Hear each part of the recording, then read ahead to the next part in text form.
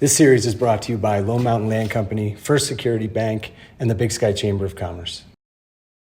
Good evening, and welcome to the Big Sky Virtual Town Hall Series. I'm Joe O'Connor, editor for the Explore Big Sky newspaper. It's been 1 year, approximately, since my publisher, Eric Ladd, and myself hosted our first virtual town hall here in Big Sky.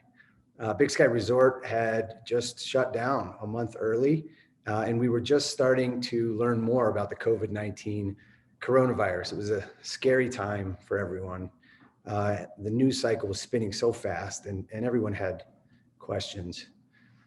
In an effort to connect our audience with community leaders in Big Sky and Gallatin County, we decided to host a series of interviews with experts in medicine, local business leaders, the governor and senators, to bring you the information that we all so desperately needed at the time. March 30th, 2020 was our first virtual town hall. Eric Ladd said, quote, "Communication is key in life, especially during times of stress and uncertainty. Our job in the media is to inform the community on important issues, ask thoughtful questions, work with the community resources available to us, and encourage our readers, family, and friends to look to the future." Now it's 1 year later. We aren't fully out of the woods, but there's a glimmer of hope on the horizon. This is a bit of a new format. I'll be interviewing one panelist a day for this week. You can find one at 5 p.m. each evening, except for 4 p.m. this coming Friday on EBS's Facebook page. We'll kick off this session this evening with Matt Kelley, health officer with the Gallatin City-County Health Department. Over the past year, Matt has been a rock in this county and a staple on our town halls. Matt Kelley, welcome back to the show. Thanks, Joe. Nice to be here. How many lifetimes have you lived since this time last year? Well, I've been telling people I was health officer in Gallatin County for about a decade prior to the pandemic. And it feels like it's been about a decade worth of experience since we got our first case a little over a year ago. It's been challenging, I'll say that. Sure. Well, you're director of the health department in Gallatin County. As a leader who's been getting hit with questions from every angle, what has been the most difficult part of the last year for you? There's a number of things. I think the uncertainty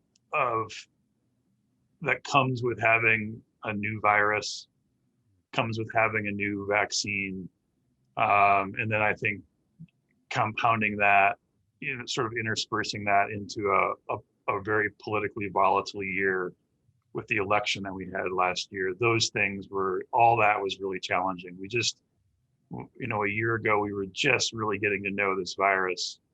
And we had a long way to go. We didn't know the extent to which it spreads asymptomatically. We didn't know all of the varying ways that it was going to impact people's health. And then more recently, the rollout of this vaccine is another set of challenges, another set of unknowns, and another sort of scarce resource. The scarce resource here was vaccine. At the beginning, it was information, and the new scarce resource is really vaccine. And so we're really working hard to get the vaccine rolled out, including in Big Sky with our partners with Bozeman Health. Mm-hmm. But all those things together have been pretty challenging. Yeah, absolutely. Well, I'd like to get to the vaccine in a sec, but you've addressed the county and been interviewed countless times about over the past year, the pandemic and Gallatin County's response. I was wondering what stands out to you over the past year, one specific moment or announcement, or put us at a moment in time that you recall from the past year. Well, I'll never forget a little over a year ago, we had a press conference at the county courthouse here, and we had partner agencies, county commissioners, city commissioners, kind of gathered to say, well, we've got this, we're going to do this together, and we're going to take care of each other. We didn't know, but later on that day, we were going to get our first case, and then we were off and away. And so that really stands out as a time that I'll never forget. It was scary for many.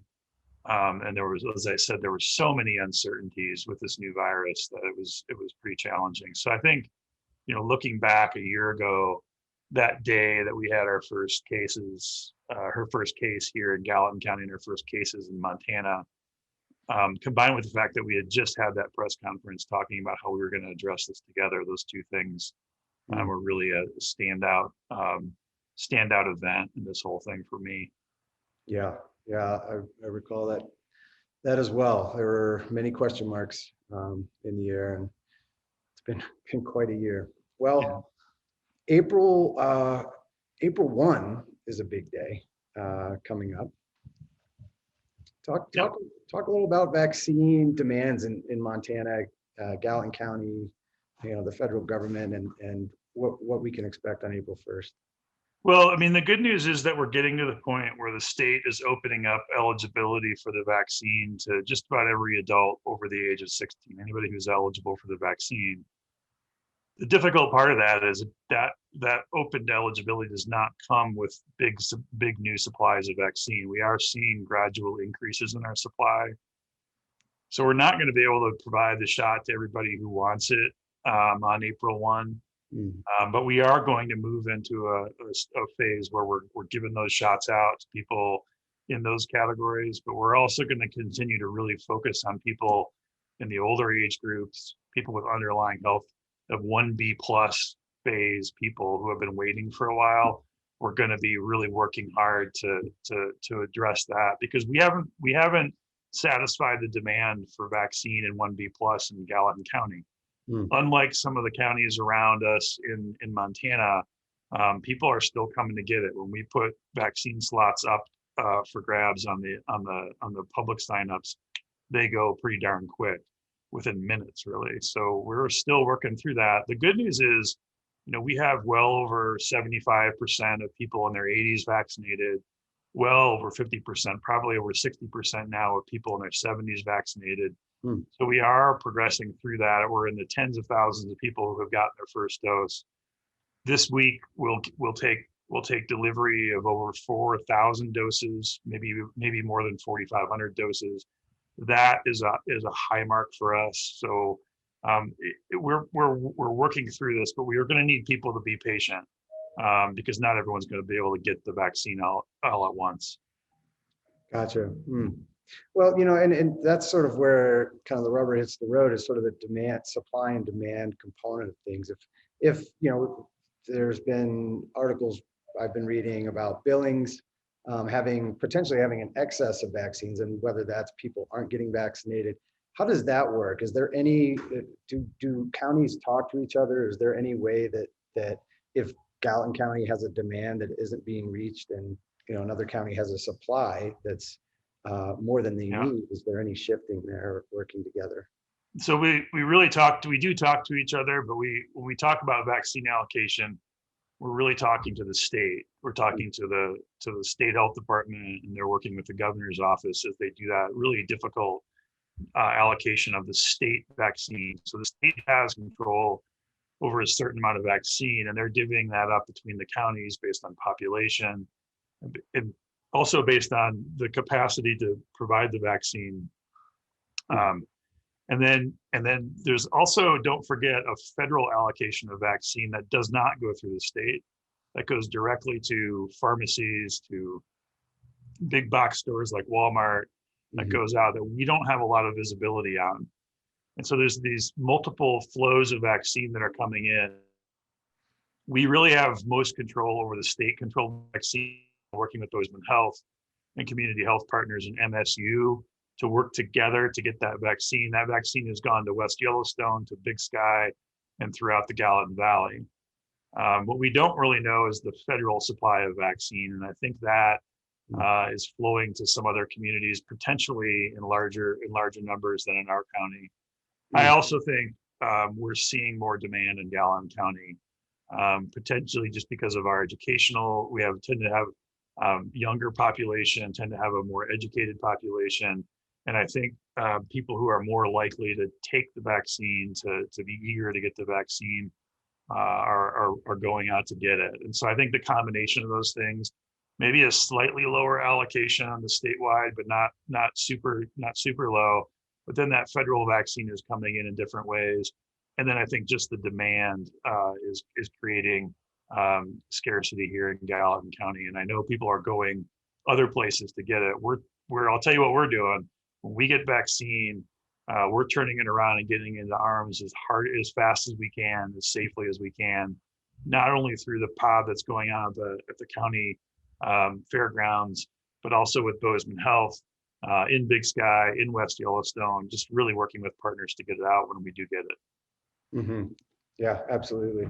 Well, Matt, I was going to ask you, how will the vaccine work down the road? Is this a situation where folks will get a booster, or, is it an annual? It's to be determined, Joe. It really depends on, they're going to, the scientific community, the Centers for Disease Control will be looking at and studying how immunity lasts.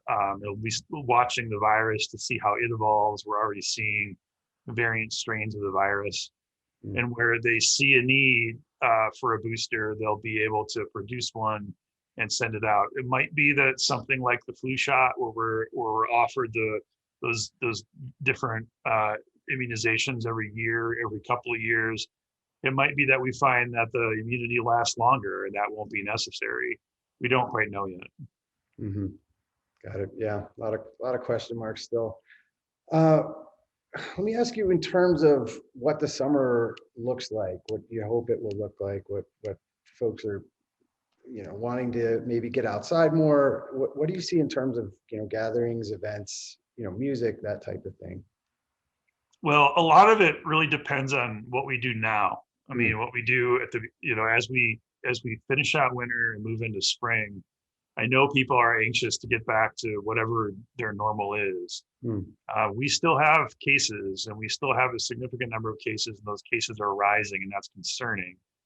But to the extent that over the April and May, we can really continue to keep social distance, continue to keep group sizes small, continue to wear, face coverings, these things, continue to do those things that slow down transmission. If we can slow down transmission while we're also giving vaccines, we can get to, I'm confident we can get to a point this summer where things will get back to normal.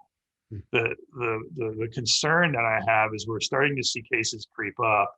We don't want to have another surge this summer like we had last summer. And so we're really doing everything we can to prevent that. And the best thing people can do to help us is, as we move through this spring, to really continue to take this seriously. We are not done yet. We have an opportunity to really bend the curve, really sort of squash this thing while we give those vaccines, especially to our most vulnerable populations. But if we just take everything off all at once, we run the risk of having a surge, having more people in the hospital, and having some more difficult circumstances this summer. Sure, that makes sense. Matt, I just want to ask you, what did you learn? What was one of the most important lessons that you personally learned over the past year? Oh, that's a good question.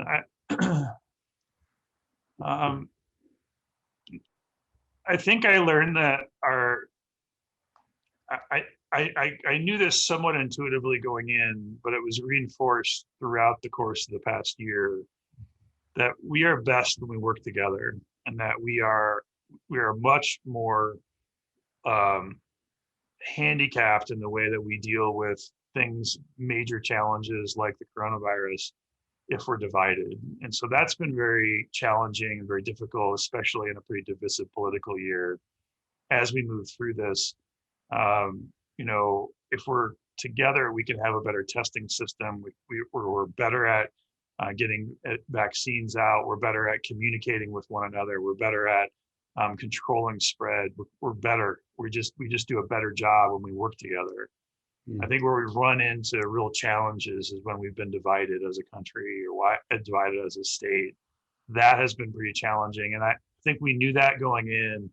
But this past year has been a lesson that is really critical.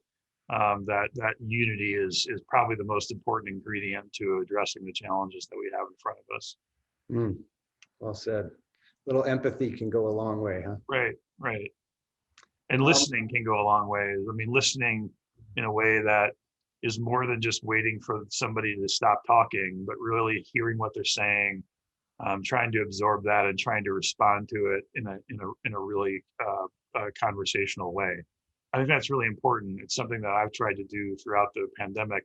Not everyone's going to agree with me, but I hope that they'll feel like I'm listening. I hope that they feel like we're factoring in their concerns as we move through this. And so I think that goes a long way too, just that really genuinely listening to people. Absolutely. It's an important one. Well, Matt, anything else you'd like to share with viewers tonight?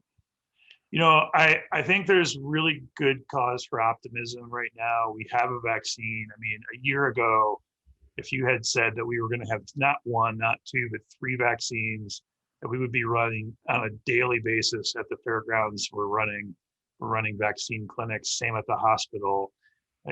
That would have made us all feel really good a year ago. We would have been pretty encouraged by that. We're in it now. It can be frustrating. I understand that.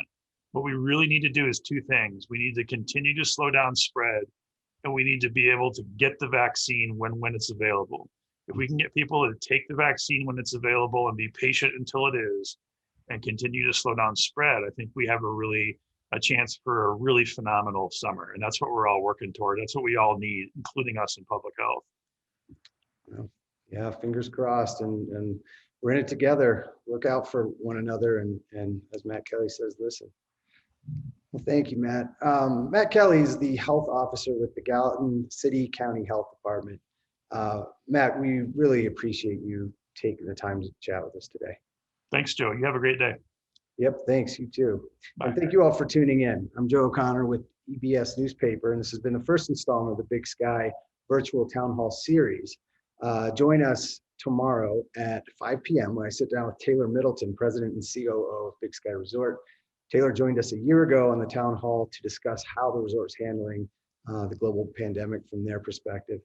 You don't want to miss our talk tomorrow as we look back on a year that shaped our future. We'll see you then. Thanks again, Matt.